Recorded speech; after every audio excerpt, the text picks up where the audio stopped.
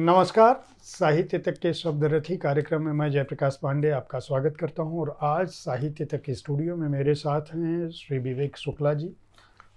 विवेक शुक्ला जी, आपका बहुत बहुत स्वागत है। बहुत बहुत धन्यवाद। मैं बता दूं, विवेक शुक्ला जाने माने पत्रकार हैं। लगभग 3.5 दशक से अधिक समय तक दिल्ली, भारत पाकिस्तान, अल्पसंख्यक, भारत का विभाजन, व्यावसायिक घराने, बड़े बड़े उद्योगपति और देश और दुनिया की जो जातीय और सांस्कृतिक पहचान से जुड़ी हुई जातियां हैं या लोग हैं, व्यक्ति हैं, चाहे वह क्रिकेटर हों, चाहे वह हीरो हीरोइन हों, अगर दिल्ली की धरती पर कोई आया है तो विवेक शुक्ला की नज़रों से बच नहीं पाया है। चाहे वह कोई भी व्यक्ति हो, चाहे वह राष्ट्राध्यक्ष हो, चाहे वह एक सामान्य मनुष्य, अपनी जगह को, अपनी जड़ों को लेकर इस कदर का जुड़ाव विवेक शुक्ला में है। वह इनकी लेखनी में लगातार दिखता रहा है, लगातार बड़ी बड़ी अखबारों में स्तंभ भी लिखते रहे हैं, बहुत चर्चित व्यक्ति हैं सोशल मीडिया के भी। इस कार्यक्रम में आपको बुलाने की वजह यह थी कि आपकी एक पुस्तक आई है, दिल्ली का पहला प्यार, कनॉट प्लेस। इससे पहले मैं गांधीज दिल्ली, अप्रैल 12, 1915 to January 30, 1948 एंड बियॉन्ड,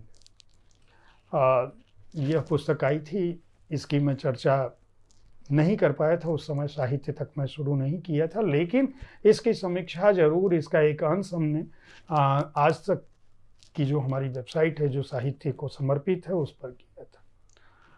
जब जनवरी 30, 1948 एंड बियॉन्ड की जब बात होती है तो यह सवाल उठता है कि गांधी की दिल्ली 30 जनवरी 1948 यानी उनकी हत्या के बाद भी कैसी थी। इसी तरह से दिल्ली का पहला प्यार, कनॉट प्लेस, यानी दोनों पुस्तकों में गांधी को जरूर लिया है विवेक शुक्ला जी ने, लेकिन वहाँ भी दिल्ली केंद्रित है। और यहाँ कनॉट प्लेस है जो दिल्ली का दिल है, उसके केंद्र में भी दिल्ली है। ये दिल्ली से आपका इस तरह का जो याराना है, उसकी वजह क्या है? मुझे लग रहा है जीपी भाई, मेरा खुद परिवार जो है 1947 में दिल्ली में आया, जो आज मौजूदा पाकिस्तान है उसके शहर रावलपिंडी से। मेरा तो जन्म ही इसी शहर में हुआ, दिल्ली में। और उसके बाद ये कुछ ऐसा होता रहा कि बार बार मुझे अंग्रेज़ी, हिंदी के अखबारों में और एक आध पंजाबी के अखबारों में भी ये कहा गया कि मैं दिल्ली पे लिखूं। तो मैंने ये जो सिलसिला चलता रहा तो अन्य विषयों के अलावा दिल्ली से संबंध बना रहा। दिल्ली की इमारतों पे, दिल्ली की सड़कों पे, दिल्ली के परिंदों पर, दिल्ली की शख्सियतों पर ये चलता रहा। तो उसी क्रम में ये गांधी पे पहले किताब लिखी, गांधी के दिल्ली से संबंधों पे। गांधी जी दिल्ली में करीब 750 दिन रहे। और फिर कनॉट प्लेस पर इसलिए किताब लिखी कि मुझे लगता है दिल्ली का सबसे बड़ा लैंडमार्क कनॉट प्लेस है। इस माने कि वो एक हैप्पी प्लेस है, सब लोग उधर जाके अच्छा महसूस करते हैं। और कनॉट प्लेस के लिए 90वां वर्ष है। उसकी स्थापना 1933 में हो गई थी, दुकानें अलॉट होनी शुरू हुई थी। तो इसलिए लगा कि इस पर मुझे लिखा जाना चाहिए। मैं एक सवाल मेरे दिमाग में जब आपकी किताब का शीर्षक देख रहा था तो दिल्ली का पहला प्यार और कनॉट प्लेस आपने लिखा, जबकि सारे लोग अभी जो मौजूदा सरकार है या बीच के समय में उसका नाम भी बदल चुका है। मैं उस पर आना चाहता हूं कि आपने कनॉट प्लेस क्यों लिखा। जब 2023 में किताब प्रकाशित हो रही थी तो आपको दिल्ली का प्यार, कनॉट प्लेस, और आपने अभी भी कहा कि 90 साल पहले इसकी स्थापना हुई थी, तो ये कनॉट प्लेस का जो नाम बदला उसका असर आपके दिमाग पर क्यों नहीं हुआ और आपने नए ढंग से किताब में ये क्यों नहीं लिखा कि ब्रैकेट में कहीं कि भाई कनॉट प्लेस ये जगह है? आपके लिए वो कनॉट प्लेस अभी भी कनॉट प्लेस क्यों? मुझे लग रहा है जेपी जी, वो नाम बदल देने से कनॉट प्लेस दिल्ली वालों के जीवन से जुड़ी हुई कैसी जगह है जो नाम बदल देने से उसको कुछ बात बनेगी नहीं। तो हालांकि बस ये है कि जो नाम बदला तो वो राजीव चौक वहाँ पे अपने आप आ गया, राजीव चौक जो मेट्रो स्टेशन है। इसके अलावा मुझे नहीं लगता कि उसको किसी भी रूप में हो उसका नाम नए नाम से लोग जानते हैं। और कनॉट, और ये एक तरह से सरकारों ने भी, सबने स्वीकार कर लिया कि ये कनॉट प्लेस ही है ना ये। और अभी भी दिल्ली में एक जगह कई ऐसी सड़कें हैं जिनके नाम बदले लेकिन वो पुराने ही है। उसका जिक्र भी है, उसके पास ही है सीपी के पास एक सड़क है दीनदयाल उपाध्याय मार्ग, लेकिन अभी भी पुराना नाम ही उसका लोग लेते हैं, राउज एवेन्यू। तो मुझे लगता है अच्छा, कि जो इस किताब पर मैं चाहूँगा अपने दर्शकों को बता दूं कि ये प्रतिबिंब ने जो है नोशन प्रेस के सहयोगी प्रकाशन उपक्रम ने इस पुस्तक को प्रकाशित किया है, और इसमें ऐसी अनूठी जानकारियां हैं जो बहुत छोटे अध्यायों में लिखी है। ढेर सारे अध्याय हैं, लेकिन जो दिल्ली की आपके दिमाग में जो पहली याद है, क्योंकि जब सामान्य तौर पर हम ये पाते हैं, जब भी मैं बड़े लेखकों से बात करता रहता हूँ और उनकी किताबों को भी जो पढ़ा है, दिल्ली पर अब तक जो किताबें मैंने पढ़ी हैं या तो ऐतिहासिक संदर्भों में रही हैं, या दिल्ली पर हुए आक्रमणों पे रही हैं, या जो विस्थापन के चलते जो लोग दिल्ली में आए थे उनके दिमाग में कहीं ना कहीं से एक विभाजन का जो दर्द है, और एक जो उस दौर में जो ज्यादती हुई थी समुदायों के बीच, उसकी वितृष्णा या उसके प्रति एक मैं कहूँगा कि नफरत का भाव है, और उसको लेके बहुत आक्रोश है। मैं बहुत वरिष्ठ लोगों से भी, लेखकों से बात करता रहा हूँ, तो मैं पाता हूँ कि अगर कोई पाकिस्तान जिसको हम आज कहते हैं, उस धरती से अगर अपनी जड़ें छोड़कर आया तो उसके मन में एक विरोध का भाव है। लेकिन जब मैं आपके लेखन को देखता हूँ या आपसे बातचीत करता हूँ, तो आपके मन में कहीं से भी इस तरह का भाव नहीं है, वैमनस्यता का भाव नहीं है, घृणा का भाव नहीं है। इसकी क्या वजह आप पाते हैं? मुझे लगता है कि जे बी भाई, मैं नेगेटिविटी में नहीं जाना चाहता हूँ, और ये मैंने जब विभाजन की मैं जब कहानियाँ सुनता हूँ, जो मैंने सुनी अपने बड़े बुजुर्गों से, उसमें मैंने नेगेटिविटी नहीं सुनी। ये मुझे कहने की इजाज़त दे दीजिए कि मेरे जो दादाजी थे वो रावलपिंडी से आने वाले अंतिम हिंदू थे और 1948 में आए थे। इसके बावजूद भी मैंने उनके मन में किसी तरह की किसी के प्रति कोई कटुता का भाव नहीं देखा था। तो एक तो ये है। दूसरा, क्योंकि संदर्भ आप विभाजन को लेके आ रहे हैं, तो ये मैं बताना चाहता हूँ कि सीपी के में जगह जगह विभाजन के प्रतीक हैं, इन द सेंस कि एक तो सीपी की इसमें बात की मैंने, तो सीपी में जैसे शंकर मार्केट है, फिर उसके बाद मोहन सिंह प्लेस है, फिर जनपथ है, फिर जनपथ में तिब्बत मार्केट है। ये सब जो मार्केट्स हैं ये शरणार्थी परिवारों को दी गई थी। ये सब मार्केट्स शरणार्थी परिवारों को दी गई थी, और देखिए वो बिल्कुल उनके पास कुछ नहीं था, फटे हाल थे, और इसी सीपी में रहते हुए वो खुद बड़े एंटरप्रेन्योर बने और करोड़ों बन गए। तो ये सीपी की ताकत है कि ये कोई ऐसा नहीं है कि वो वहाँ पे कुछ अच्छे रेस्टोरेंट्स हैं या कुछ बड़े शोरूम्स हैं, वो लोगों को रोज़गार दे रहा है, एंटरप्रेन्योर बना रहा है। तो सीपी ने ऐसे तमाम सैकड़ों मैं लोगों को जानता हूँ जो सीपी में आए और उन्होंने सीपी को आगे बढ़े। उसमें एक उदाहरण मैं ज़रूर देना चाहता हूँ। सीपी में ही अपनी एक छोटा सा ऑफिस खरीदा एक सज्जन थे, उनका नाम था भाई मोहन सिंह। उन्होंने कहा कि मैं अपना कुछ दवाइयों का, फार्मा का काम शुरू करूँगा, और प्लाजा के पास उन्होंने दुकान शुरू की। वो भी विभाजन के वक्त पाकिस्तान से आए थे। वो बने कुछ सालों के बाद रैनबैक्सी कंपनी के मालिक भाई मोहन सिंह। वो भाई है ना। उसी तरह से वहाँ पे एक मोहन सिंह प्लेस है। मोहन सिंह प्लेस जो है आजकल तो कॉफ़ी हाउस के लिए बहुत मशहूर है, जीन्स के लिए बहुत मशहूर है। हाँ, सिलाई के 3 घंटे में आप अपनी जीन्स सिलवा सकती हैं, है ना, या कॉफ़ी। लेकिन वो जो किसके नाम पे है, वो जो मोहन सिंह थे वो भी एंटरप्रेन्योर थे और पीछे हनुमान रोड में रहते थे, और उन्होंने 1948 में कोका कोला को लेके आए थे। वो 1948 में वो कोका कोला को लेके आए थे, और फिर कोका कोला की फैक्ट्री भी कनॉट प्लेस में है, शंकर मार्केट के आगे उसकी फैक्ट्री है। हमने वहाँ पे खूब पेप्सी पी है, कोका कोला पी है।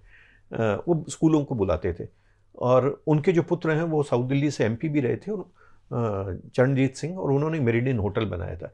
तो ये 2 उदाहरण तो फौरन दे दो। और एक और जो उन्होंने मुझे खुद बताया था कि वो सरदार रौनक सिंह के पास कुछ नहीं था। उन्होंने कहा था कि मैं आया तो मेरे पास कुछ नहीं था, और अजमेरी गेट की दुकानों में काम करते थे, और वो बाद में अपोलो टायर के मालिक बने।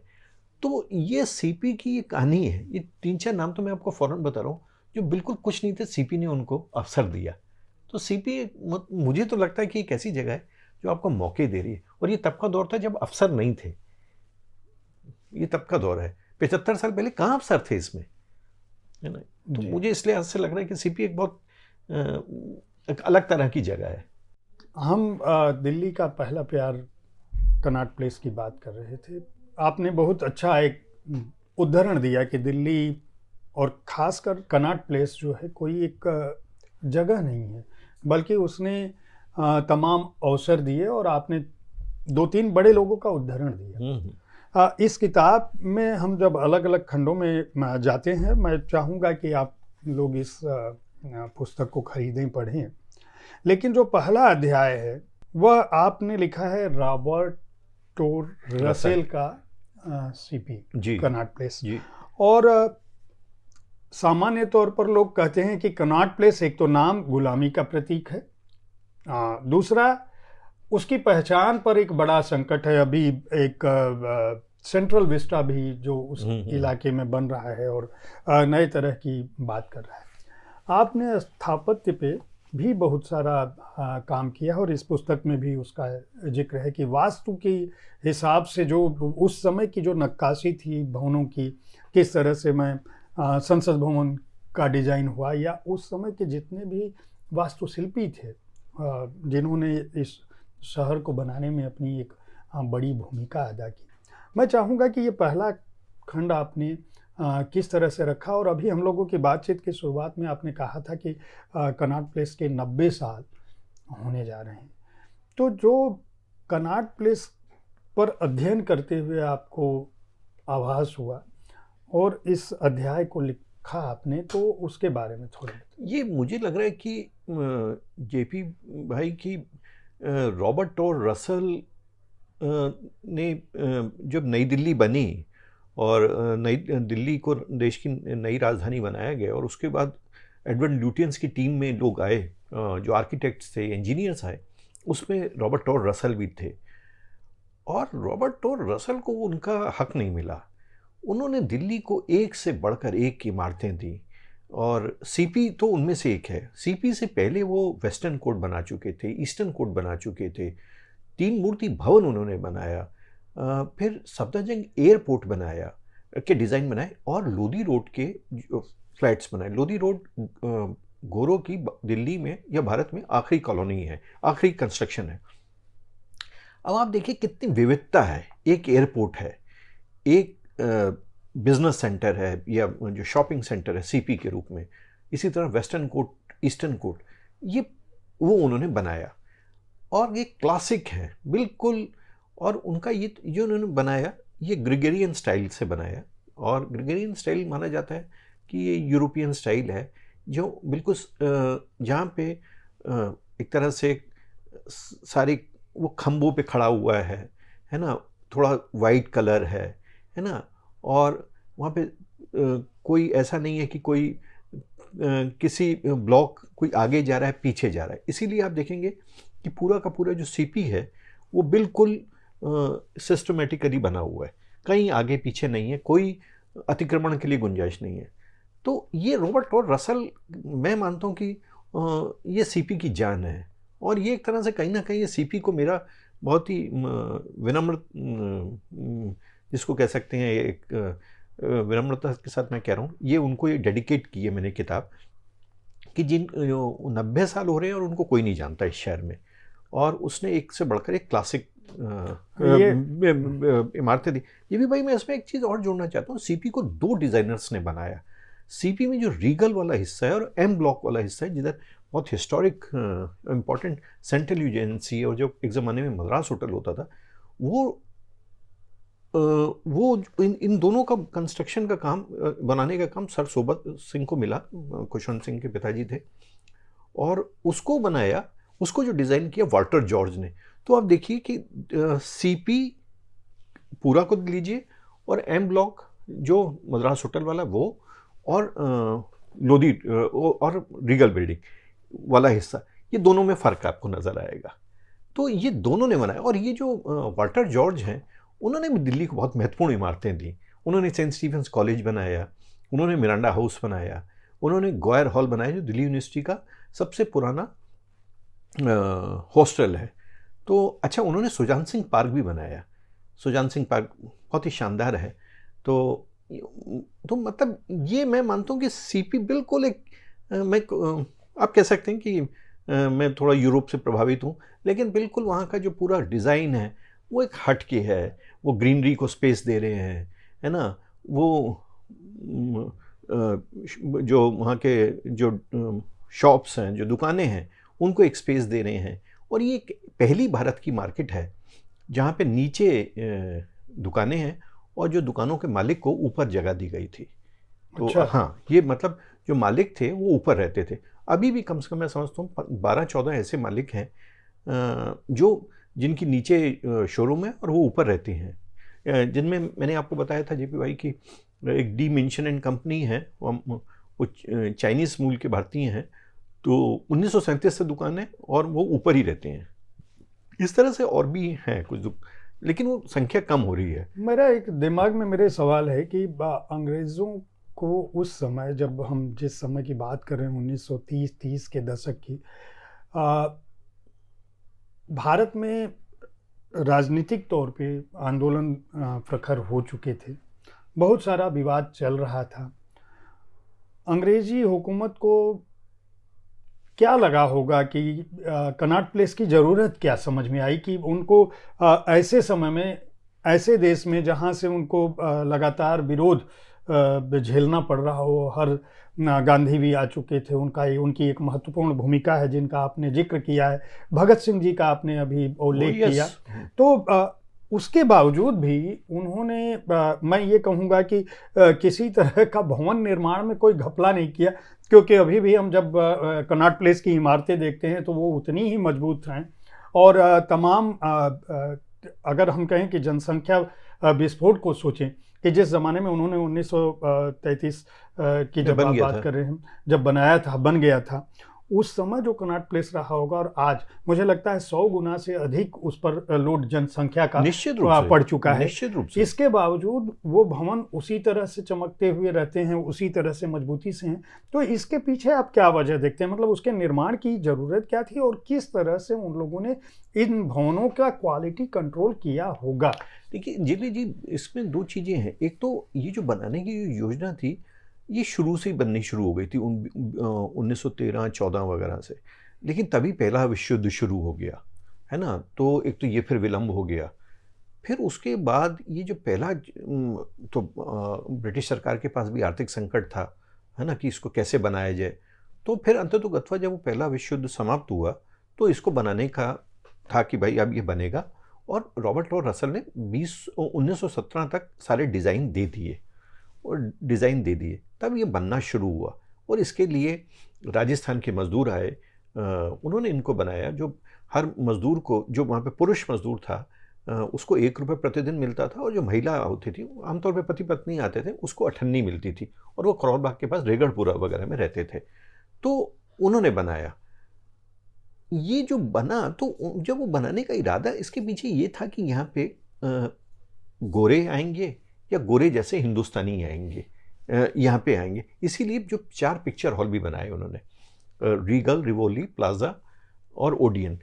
रीगल जो है वो मूलतः वो एक तरह से थिएटर भी था, वहाँ पे नाटक खेले जाते थे, अगर आप उसको देखेंगे तो आप देखेंगे कि वो बिल्कुल वो जैसे स्टेज होती है किसी, उस तरह की थी, और वहाँ पे नाटक खेले जाते थे। बल्कि रविन्द्रनाथ टैगोर नाटक खेलने आए थे वहाँ पे एक बार, वो बहुत बीमार थे। तो गांधी जी को पता, 1939 में जब वो नाटक खेलने आए, शांति निकेतन के लिए पैसा चाहिए था, बीमार थे, तो गांधी जी को पता चला कि ये गुरुदेव आए हुए हैं। तो उन्होंने कहा आपको आने की ज़रूरत नहीं है, नाटक खेलने की ज़रूरत नहीं है। और वो 18,000 रुपये उनको दे के, 18,000 उस टाइम बहुत बड़ा अमाउंट होगा, उनको दे के कि आप रखिए और जाइए अपने घर आराम से। तो उसी टाइम उन्होंने, रविन्द्रनाथ टैगोर ने, गुरुदेव ने मंदिर मार्ग, जिसको उस टाइम बेल्ट रोड कहते थे, वहाँ के रायसीना स्कूल की लाइब्रेरी का उद्घाटन भी किया था। तो ये सारी चीज़ें थी कि भी गोरे थोड़ा मस्ती करेंगे, थोड़ी शॉपिंग करेंगे, पिक्चरें देखेंगे, ये सारी चीज़ें करेंगे। ये हमने तो उन्होंने कहा सोचा था कि 47 तक वो मुक्ति हो जाएंगे, है ना, यहाँ से चले जाएंगे। और जी भी भाई, आपने बहुत अच्छा सवाल किया, ये मिस हो जाता मेरे से भी। 1942 में भारत छोड़ो आंदोलन का जब आह्वान किया गया बॉम्बे में 9 अगस्त 1947 था, अगर मैं गलती नहीं हूँ, 1942, एक्सट्रीमली सॉरी, 19 तो ये किया गया। तो उस टाइम तो कोई सोशल मीडिया था नहीं, तो 10 तारीख को दिल्ली में खबर पहुंची, तो हजारों दिल्ली जो कांग्रेस कार्यकर्ता आज़ादी के मत वाले थे सीपी में आ गए और वहाँ पे गोरों की दुकानों को फूका गया। और जो कई दुकान, मतलब कम से कम 15-20 दुकानों को फूका गया, जिसमें जिधर खादी ग्रामोद्योग बना वो उसका नाम था आर्मी एंड नेवी, उसका नाम आर्मी एंड नेवी था, वो एक गोरे की दुकान थी, उसको जलाया गया।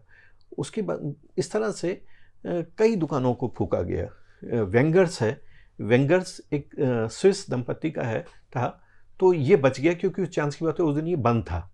तो इस तरह से, लेकिन चाइनीज़ दुकानों को, चाइनीज़ जो दुकानदार थे, ओनर्स थे, उनको नहीं टच किया गया।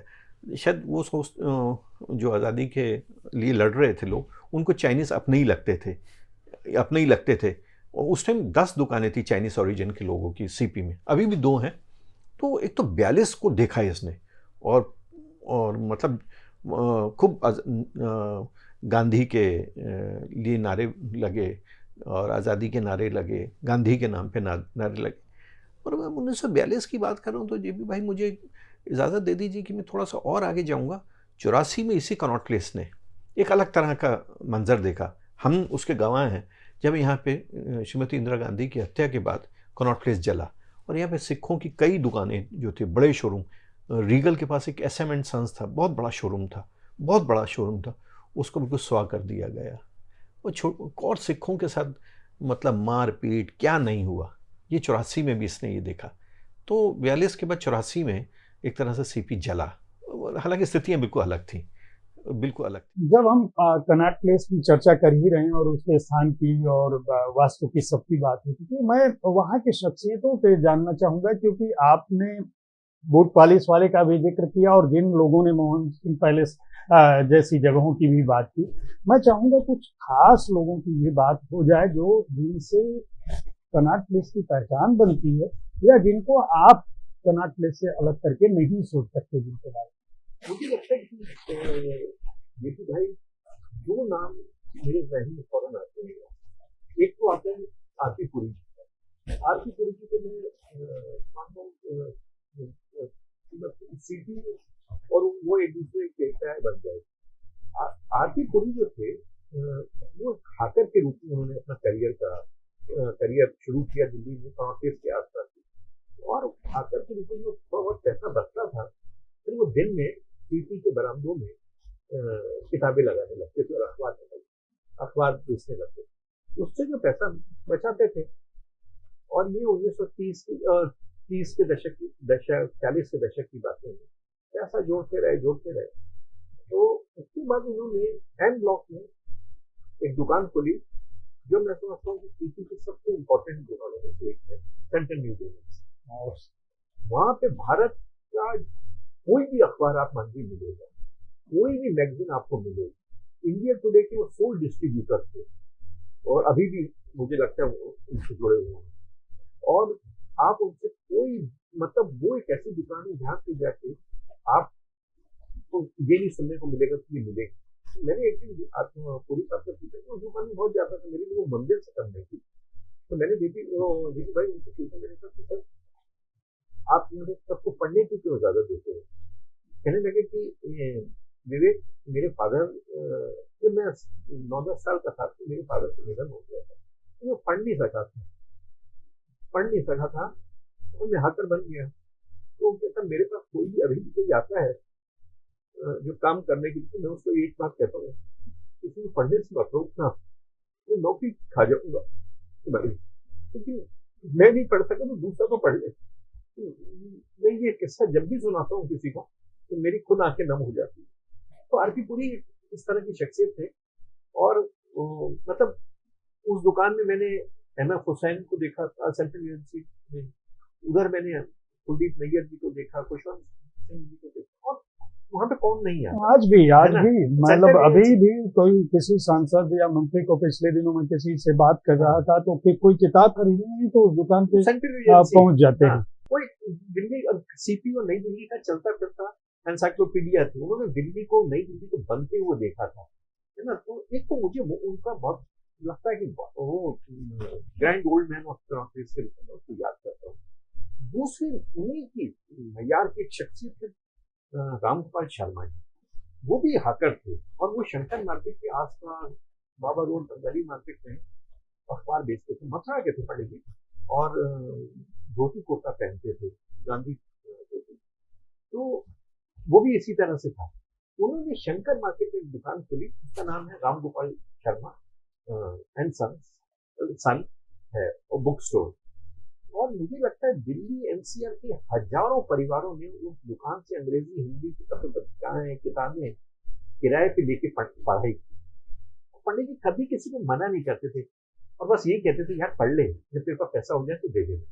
और पंडित जी, अच्छा ये दोनों पुरी साहब और ये पंडित जी नहीं रहे हैं, तो लेकिन उन दुकानों का होने से ना बड़ा आश्वासन मिलता है, बड़ा सुकून मिलता है कि नहीं अभी काम चल रहा है ना। और ये मुझे आज नहीं, ये क्योंकि हम लोग साहित्य तक के स्टूडियो में बैठे हैं और हमारी पीछे किताबें हैं और हम शब्दों की दुनिया से ही जुड़े हुए हैं, तो हम समझ सकते हैं कि कनॉट प्लेस जैसी जगह पे जो जहाँ के बारे में हमारे जैसे लोग, जब मैं बनारस का रहने वाला हूँ, बचपन में ये सुने थे कि कनॉट प्लेस में जमीन की कीमत सोने की कीमत से, मतलब सोना अगर रख दोगे एक फीट में बना के स्क्वायर फीट में, तो सोने की कीमत सस्ती हो जाएगी, कनॉट प्लेस में जमीन की कीमत महंगी हो जाएगी। तो जो जगह है दुनिया की सबसे बेशकीमती जगहों में जो जगह है, वहाँ पुस्तकों की संस्कृति को बचा के रखना और उतनी बड़ी जगह को किताबों के लिए समर्पित करना और इतनी उच्च भावना के साथ, स्नेह की भावना के साथ, समर्पण की भावना के साथ रखना, एक बहुत बड़ी बात है। निश्चित रूप से उन लोगों की सराहना की जानी चाहिए। देखिए उनका जो परिवार है, पुरी जी का परिवार जो है, वो तो कर ही रहा है।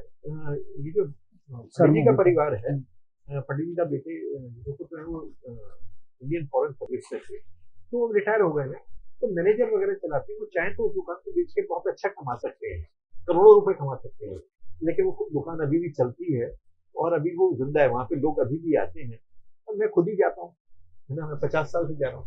तो ऐसे लोगों को अब हम समझ पा रहे हैं कि कनॉट प्लेस किस तरह से अपनी संस्कृति, अपनी पहचान बनाने में सफल रहा है, और वहाँ क्यों वह देश और दुनिया से जो लोग भी भारत आते हैं, दिल्ली आते हैं, तो कनॉट प्लेस से एक अपनी पहचान जोड़ पाते हैं। आपने जब बूट पॉलिश की बात की तो मुझे एक नाम तुरंत मेरे दिमाग में आया, पीके महानंदिया, एक सज्जन है जो स्वीडन में हैं और वहाँ की एक रॉयल फैमिली की लड़की से उन्होंने शादी की, और उनकी मुलाकात भी वो शू पॉलिश करते समय ही उनकी जो प्रेमिका थी उनसे हुई थी, और फिर वो साइकिल से स्वीडन की यात्रा की और बाद में शादी की। संजय लीला भंसाली ने उनका फिल्म बनाने की भी घोषणा की, और वो एम्बेसडर भी माने जाते हैं स्वीडन के, कल्चरल उड़ीसा गवर्नमेंट करती है। तो कहने का मतलब ये है कि कनॉट प्लेस ने न केवल बहुत सारे लोगों को उनकी पहचान से जोड़ा, बल्कि लगातार वह कर्म करता रहे, और इस तरह से केवल एक जगह नहीं बल्कि एक जीवंत चरित्र है। जीवन चरित्र, मैं उस जगह को सबसे अच्छी जगह मानता हूँ। देखिए कई गार्डन हैं, कई शॉपिंग प्लाजा हैं, कई मॉल हैं, लेकिन जो जगह सब कुछ है, वहाँ पे शॉपिंग प्लाजा भी है, रेस्टोरेंट भी है, और जॉब्स भी मिल रहे हैं। ये जगह है, यहाँ पे हजारों लोगों को नौकरी मिल रही है, कारोबार हो रहा है, बढ़ते भारत की तस्वीर है सीट तौर पे कि भारत विकास की आगे बढ़ रहा है ना। तो ये है, तो इसलिए ये जो आपने जिन सज्जन का नाम भी मैंने इनको खुद देखा है, छोटा था, ये सीपी में जो सेंट्रल पार्क पुराना था, वहाँ पे बहुत बड़ा फव्वारा था, उसके नीचे ये 50 पैसे या 1 रुपए फोटो बनाते थे, स्केच बनाते थे। और वहां जिधर आजकल ये है पालिका बाजार है, और उसके साथ रैम्बल था, तो वहां से दिल्ली से लंदन की बस चलती थी, और वहां पे वो बस चलती थी और लोग उसको देखते थे। तो उन्हीं उस बस में जो एक कन्या आई थी, उन्हीं से उनका हो गया था, और फिर वो संबंध बना, बड़ी चर्चा हुई। हाँ, लोरेटो उनका शायद नाम है। और वो जो बसें थी जीतू भाई, वो बहुत बड़े ह्यूज होती थी, और उसके टायर हम देखते थे कि टायर कहाँ है। एक चीज जरूर बताना चाहूंगा, सीपी की बहुत अधिक, सीपी में भारत के सर्वश्रेष्ठ कार और कार मैकेनिक, बसों के मैकेनिक हैं, सब श्रेष्ठ। तो उनकी जो कहते हैं ना, उनकी भाषा में, तो वही इनकी हवा पानी चेक करते थे, क्योंकि जो गाड़ी थी तो दिल्ली से लंदन तक जाती थी, है ना, आप जरा सोचिए, है ना, और बड़ी बड़ी बसें थी। और हम लोग भी देखते थे कि 70 या 80, वो 79 तक चली, कि वो कैसे गोरे होते हैं और वो किस तरह हाथ, क्योंकि लड़की और लड़के का हाथ पकड़ना उस जमाने में एक बड़ी बात हुआ करती थी। तो वो एक कहानी है, उसमें मैंने इसका जिक्र किया है। चलिए, बहुत अच्छी बात। मैं एक तो सवाल आपसे करना चाहूँगा। आप की पुस्तक देख के भी लगता है, और जो आप लिखते हैं लगातार उसको भी देख के लगता है कि आ, आपकी पुस्तकों में तथ्यों की भरमार है। वो इतनी सारी जानकारियां आप दिमाग में कैसे रखते हैं और उनको लिखने के लिए क्या करते हैं, कैसी, क्योंकि ये कब किस वास्तुकार ने बनाया, कौन से लोगों की दुकानें थी, किस मूल के लोगों की दुकानें थी। मुझे लगता है कि दिल्ली से प्यार करने वाले जितने भी लोग हैं, चाहे वह छोले भटूरे बेचने वाला हो, और चाहे वह बिल्डिंग बनाने वाला हो, और चाहे वह उद्योगपति हो, वो विवेक शुक्ला की नज़र से बच नहीं पाता। तो ये दिल्ली से इतनी मोहब्बत और दिल्ली से प्यार करने वालों से इतनी मोहब्बत कैसे, और उनको दर्ज कैसे, अंकित कैसे करते हैं कि भाई ये मुझे दिमाग में रहेगा या मैं इसका नोट बनाता हूँ। क्योंकि जितनी जानकारी आपने इस पुस्तक में दी है, भले ही इसकी पृष्ठ संख्या जो है वह 132 है, लेकिन जो इसके अंदर जानकारी है वो 1300 पन्नों से ज़्यादा की जानकारी है। तो कैसे? ये बेसिकली मुझे लगता है कि एक पत्रकार के रूप में जो मेरी ट्रेनिंग हुई, कि मैं इसमें कोई अपने विचार नहीं देना चाह रहा था। मेरा ये था कि मैं इसमें तथ्य रखूं, जानकारियां दूं, और मुझे लगता है कि यही एक पत्रकार को करना चाहिए। मैं लेखक से पहले एक पत्रकार हूं, तो ये मैंने करने की कोशिश की है। और फिर भी इसमें कमियां कोई अगर रह गई हो तो उसके लिए मैं अपनी क्षमा प्रार्थी हूँ पाठकों से। तो ये एक रहा कि मैं इसमें जानकारियां दूं। और इसमें मैंने जेपी भाई, जो मैं शुरू में कह रहा था कि मैंने सिर्फ बात भाई मोहन सिंह की नहीं की है, मैंने बात सिर्फ रौनक सिंह की नहीं की है, मैंने बात बूट पॉलिश करने वालों की भी की है। क्योंकि सीपी से ज़्यादा बूट पॉलिश करने वाले मैंने पूरे भारत में किसी बाजार में नहीं देखे हैं, है ना। इतने बूट पॉलिश करने वाले मिलते हैं और वो आपके मित्र बन जाते हैं, और जाते वक्त वो आपका विजिटिंग कार्ड भी ले लेंगे, फिर फ़ोन करेंगे। तो मतलब ये उसका एक मिजाज है। और मैंने इतना समावेशी जगह कोई देखी नहीं है। मैंने खुद सीपी में 80 के दशक तक ज़्यादातर लोगों को अंग्रेज़ी में बात करते हुए सुनता था, मतलब कोशिश करना ये बात करते हुए। लेकिन आज सीपी बिल्कुल बदल गया है। आज हर आदमी हिंदुस्तानी हिंदी में बात कर रहा है। और एक समावेशी की जो मैं बात कर रहा हूँ कि सीपी में आपको चीनी भी मिलते हैं, चाइनीज़ की दुकानें जो मिलती हैं। सीपी में एक पूरा बाज़ार जो है वो तिब्बतियों का भी बाज़ार है, और दोनों प्रेम से रह रहे हैं। सीपी में एंग्लो इंडियन भी रह रहे हैं। एंग्लो इंडियन का क्लब है 1937 से, 1935 से गिडनी क्लब। तो सीपी में सब है। सीपी में अल्लाह भगवान गॉड सब हैं। यहूदी मंदिर भी है। यहूदी मंदिर तो नहीं है, उससे थोड़ी दूर है। हाँ। शिव मंदिर और हनुमान मंदिर बहुत ही ऐतिहासिक मंदिर हैं, है ना। और फिर वहाँ पे उसके साथ ही गुरुद्वारा बंगला साहब है। फिर गोल्ड आखाना चर्च जो है, जहाँ पे वाइसराय खुद आते थे प्रेयर के लिए, वो है। और सीपी में कम से कम 6 मस्जिदें हैं। तो और बैंक ऑफ बड़ौदा के पीछे एक जगह है जहाँ पे पुजारी और मस्जिद के इमाम साथ साथ बैठे हुए होते हैं और वो बीड़ी पी रहे होते हैं। तो मुझे लगता है कि ये भारत है। नहीं, इन सब का निर्माण उसी दौरान हुआ है या कनॉट प्लेस का विकास बाद में भी हुआ है? जैसे जो मंदिरों की या धर्मस्थलों की बात कर रहे हैं आप, तो कनॉट प्लेस के विकास को अगर मैं कहूँ कि आपको विवेक शुक्ला को बांटना हो, 90 साल कोई सामान्य नहीं होता। अगर एक घर पिता बनाते हैं तो उसमें भी बंटवारे हो जाते हैं भाई भाइयों के बीच में। तो अगर हम कनॉट प्लेस को उस दृष्टि से देखें कि कनॉट प्लेस का विकास या उसकी जो अब तक की यात्रा है, वह उसके स्थापना के बाद से कितने चरणों में हुई होगी? आपको ये आपने अच्छा सवाल किया। देखिए, सीप में जो इसमें बिल्कुल अलग से चैप्टर भी हैं। कनॉट प्लेस तो 1933 में बन जाता है, और और फिर अलॉटमेंट शुरू हो जाती है। और उसके बाद 1934-35 में न्यू दिल्ली ट्रेडर्स एसोसिएशन सामने आती है, जो यहाँ के दुकानदारों की, शॉपकीपर्स की एक एसोसिएशन है। उसके बाद 50 के दशक में और 50 के दशक के बाद ये सरकार के सामने ये प्रस्ताव आता है कि जो रेफ्यूजी आए, शरणार्थी है पंजाब से, सिंध से, तो और वो सड़कों पे बैठे हुए थे, काम कर रहे थे, उनके लिए क्या व्यवस्था होगी। तब शंकर मार्केट बनती है। शंकर मार्केट में मानता हूँ कि दिल्ली की जो हमारी आधी दुनिया है, महिलाओं की सबसे प्रिय मार्केट है ना। और आप शंकर मार्केट को आप देख सकते हैं, वहाँ पे अब तमाम दफ्तर भी हैं। फिर उसके बाद कॉफ़ी हाउस भी कॉफ़ी हाउस के पर मैं बाद में आऊँगा। फिर 70 के दशक में इमरजेंसी के बाद में पालिका बाज़ार बनता है। वहाँ पे भी पालिका बाज़ार में जो लोग हैं वो पचकुइयाँ रोड में जो सड़कों पे बैठते हैं, छोटे छोटे खोखे लगाते हैं, उनको जगह मिलती है। इसी तरह से 60 के दशक वगैरह में, 70 में जनपथ बनता है। फिर उसी दौरान 70 के बाद उसी समय एक जनपद पे तिब्बती मार्केट बनती है, और उसको भी दो व्यक्ति जिनका मैं भाई मोहन सिंह और रैनबैक्सी वाले और मोहन सिंह कोको कोला वाले, ये एनडीएमसी के वाइस प्रेसिडेंट थे, इनके प्रयासों से वो शुरू होती है। तो ये सिर्फ पंजाबी और सिंधी रेफ्यूजी ही नहीं है, यहाँ पे तिब्बती रेफ्यूजी भी हैं। रेफ्यूजियों को ये शरण देता है ना, अवसर देता है। और तो ये देखिए, तो ये कनॉट प्लेस के साथ साथ उसकी अन्य मार्केट भी बनती है। जैसे यूसुफजई मार्केट है, कनॉट प्लेस के साथ यूसुफजई मार्केट है, तो वहाँ पे कुछ ऐसी दुकानें हैं, मैं समझता हूँ बहुत लैंडमार्क हैं।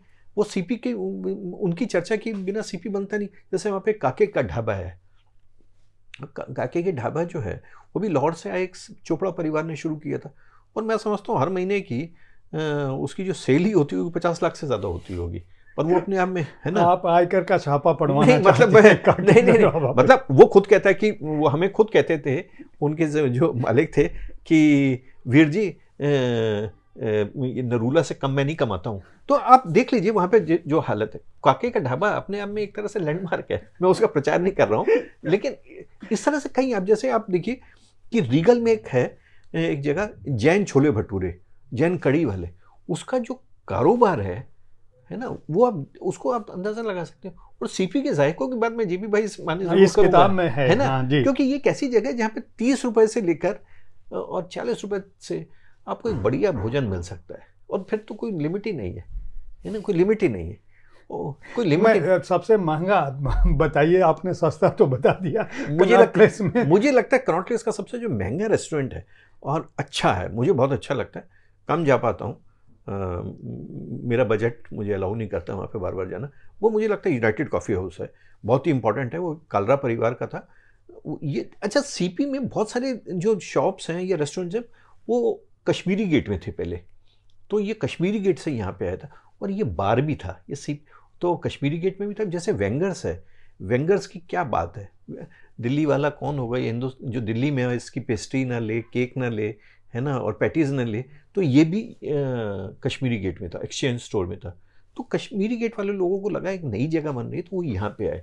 तो यूनाइटेड कॉफ़ी हाउस काफ़ी महंगा है। चलिए, मेरा ये इस पुस्तक से जुड़ा, मैं तो चाहूँगा कि अपने दर्शकों से ये आग्रह करूँगा कि इस किताब को ख़रीदें और पढ़ें, तभी वो जान पाएंगे। लेकिन एक आखिरी सवाल ज़रूर मैं पूछूँगा। अगर मैं ये जानना चाहूँ कि आप एक बड़ी किताब लिख चुके हैं दिल्ली पर, कनॉट प्लेस पे, खासकर कनॉट प्लेस की सबसे बड़ी विशेषता अगर मैं पूछूं, आप क्या पाते हैं? क्योंकि वह दिल्ली के दिल में है, भारत का दिल है दिल्ली, देश की राजधानी है, सत्ता का केंद्र रहा है, एक ऐसी जगह है जहां अभी आपने जो दो उदाहरण दिए, खरबपति लोगों से लेकर और एक बूट पॉलिश वाले तक को भी जगह मिलती है। तो अगर मैं ये पूछूं कि कनॉट प्लेस की सबसे बड़ी पहचान क्या है, और यह संस्कृति जो कनॉट प्लेस की, जो भी आप उत्तर देंगे, वह कब तक बची रह सकती है इस देश में, तो आपका उत्तर क्या? देखिए, मुझे जो मैं बार बार कहता हूँ, कनॉट प्लेस की जो मुझे कनॉट प्लेस सबसे प्रभावित करता है जिस वजह से, और वो है इसकी डाइवर्सिटी, इसको समावेशी इसका चरित्र है, कि यहाँ पे सबके लिए जगह है, और यहाँ पे सबके लिए जगह है। यहाँ पे मैंने जैसे बताया एंग्लो इंडियन भी है, यहाँ पे मुसलमान भी है, यहाँ पे गरीब भी है, यहाँ पे अमीर भी है, और जेपी भाई हजारों लोगों को नौकरी देता है यहाँ। मेरा दावा है कि कनॉट प्लेस से ज़्यादा बैंक कहीं नहीं होंगे इस देश में। हाँ, आपने कहीं इस नहीं बात होंगे, का जिक्र है ना, भी किया बैंक ही है। बैंक है ना, कहीं नहीं होंगे, है ना। और करीब 200 बैंक हैं यहाँ कनॉट प्लेस, बैंक या एटीएम या उससे जुड़े ऑफिस, और 2 बैंक तो ऐसे हैं जो जिनका ये जन्मभूमि है, जन्म स्थान है। ओबीसी जो ओरिएंटल बैंक ऑफ कॉमर्स जो पीएनबी में मर्ज हो गया है, और पंजाब एंड सिंध बैंक जो यहाँ से ही शुरू हुआ। और उसके अलावा जो जनपद से जुड़ी हुई जो सड़क है, या सीपी से जुड़ी हुई जो सड़क है, पार्लियामेंट स्ट्रीट, वहाँ पे आप देखिए reserve bank of India, SBI, PNB, bank of Baroda, ये तमाम बिल्डिंग्स है। हजारों लोग आ रहा है यहाँ पे, तो रोजगार दे रहा है जगह, है ना, रोजगार दे रहा है। और मुझे लगता है उससे अच्छी कोई जगह नहीं हो सकती जिधर लोगों को रोजगार मिले। और एक जगह है, last but not the list, Allahabad bank building. अब इलाहाबाद बैंक बिल्डिंग बिल्कुल लैंडमार्क है सीपी का, लेकिन इलाहाबाद बैंक जो है वो न्यू बैंक ऑफ इंडिया में मर्ज हो गया है। अब उसकी क्या स्थिति रहेगी पता नहीं, क्योंकि वो नाम से तो इलाहाबाद बैंक है, लेकिन उस उधर लिखा हुआ सब जगह न्यू बैंक ऑफ इंडिया है। बहुत बहुत शुभकामना आपको, धन्यवाद। बधाई इस पुस्तक के लिए। आप जल्दी से किसी और पुस्तक के साथ हमसे मिलें, अवश्य। हम लोग चर्चा करते रहेंगे। और आप देखते रहें साहित्य तक। ऐसे ही मैं हर सप्ताह किसी न किसी आपके प्रिय लेखक या उनकी किसी चर्चित किताब के साथ चर्चा के लिए मिलता रहूँगा। धन्यवाद। धन्यवाद।